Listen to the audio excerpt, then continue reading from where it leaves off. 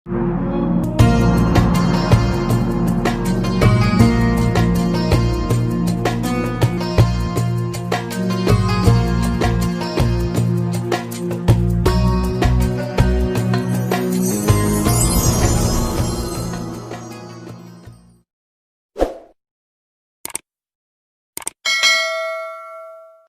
oleh Nabi, barang siapa yang paling banyak selawat kepadaku di dunia, maka orang itulah yang paling banyak istri di dalam syurga. Dalam syurga, hana pupu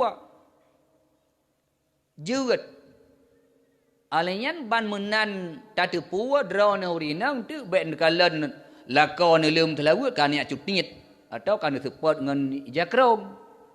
Pejut. Watan kalan lakon lem telawut baik ni anggap nyo tujuan gaknyan bela perumah dalam syurga. Hana pupu dalam syurga bah bela kedih perumah. Mesino dalam dunia jit le perumah Agam peut bok. Urinang hanjit le tetap sabah lakau ke. Ya menang kan? Karena dalam syurga untuk degedi sino bengeh drone urinang kala lakon tega tham telawut. Degedi ron tayang hai pakan tega tham telawut ron laweknya berkan hana. Yang ke ngak le merumpak perumah dalam syurga. Nyan bek bengeh ni. Ada tegedi bengeh hana pupu dalam syurga sehingga hana bengeh le. Karena dalam syurga ante kebutamang gedanya dalam syurga oleh Allah, gupinah sifat bro la mati. Sino pakan hanjit tadi ngelah kau mengkawin dua. Asai kata dengar lah kau kawin dua nyan kata boh racun lambu macam-macam hidup. Wujud karena nak sifat bro lah mati. Lam syurga gedanya segala geputamang syurga oleh Allah nyo ge pinah penyakit bro lah mati. Sehingga hana pupu ada le perumah lah kau sehingga lam syurga. Dan draw nurinang bila tamang lam syurga draw sehingga jut ke pangulai perumah. Bos perumah bahasa haji. Menampak ayah ni. Mana ke leu reung ma paki long tungku hana tari long. Igong beko bacut. Misal menan. Hana pupu alam syurga igong beko gantau. Ilong hitam long bacut. Singoh lam syurga hana hitam le bek ya ni. Pokok je getanya urinang idonya.